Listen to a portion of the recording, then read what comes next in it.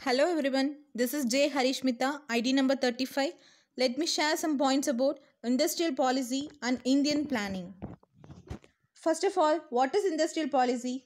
An industrial policy or industrial strategy of a country is its official strategic effort to encourage the development and growth of all or part of the economy, often focused on all or part of the manufacturing sector.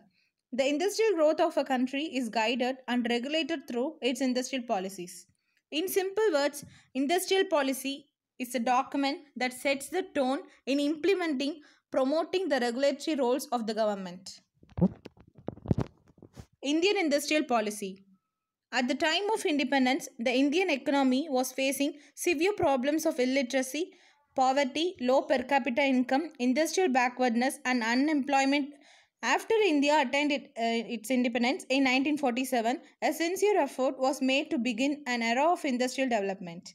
The government adapted rules and regulations for the various industries. This industrial policy introduction proved to be the turning point in Indian industrial history. Main aim: to free the Indian industry from the chains of licensing.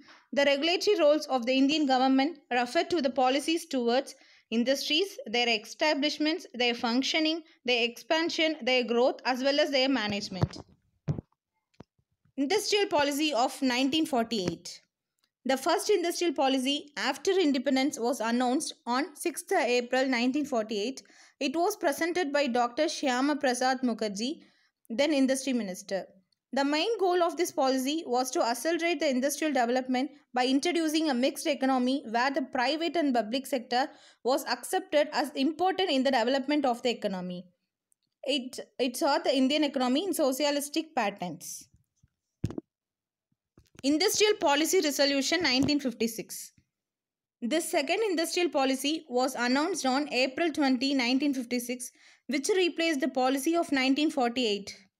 The features of this policies were a new classification of industry, non-discriminatory and fair treatment for the private sector, promotion of village and small-scale industries to achieve development by removing regional disparity, labor welfare. Indian Policy Statement 1973. Indian Policy Statement of 1973 identified high priority industries with investment from large industrial houses and foreign companies were permitted. Large industries were permitted to start operations in rural and backward areas with a view to developing those areas and enabling the growth of small industries around. Features of Indian Policy Statement. The policy was directed towards removing the distortions. It provided for closer interaction between agriculture and industrial sector. Priority was given towards generation and transmission of power. The list of industries reserved for the small-scale sector was expanded.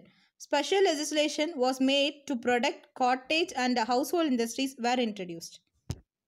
Indian Policy Statement 1977. Indian Policy Statement was announced by George Fernandes, then the Union Industry Minister of the Parliament. The highlights of this policy are: target on the development of small-scale and cottage industries and large-scale industries, restrict the control of big business houses, role of the public sector, development of ancillary industries, revival and rehabilitation of sick units. Industrial Policy 1980. The Congress government announced this policy on July 23, 1980. The features of this policy are: promotion of balanced growth, extension and simplification of automatic expansion, taking over industrial sick units, regulation and control of unauthorized excess production capabilities installed for regulation and control of unauthorized excess production capabilities installed for industrial houses, redefining the role of small-scale units, improving the performance of the public sector. New Industrial Policy 1991. The features of NIP 1991 are as follows: public sector de-reservation and privatization of the public sector through disinvestment, industrial licensing, amendments to Monopolies and Restrictive Trade Practices Act 1969, liberalized foreign investment policy, foreign technology agreements FTA, dilution of protection to SSI and emphasis on competitiveness enhancement. Thank you to all.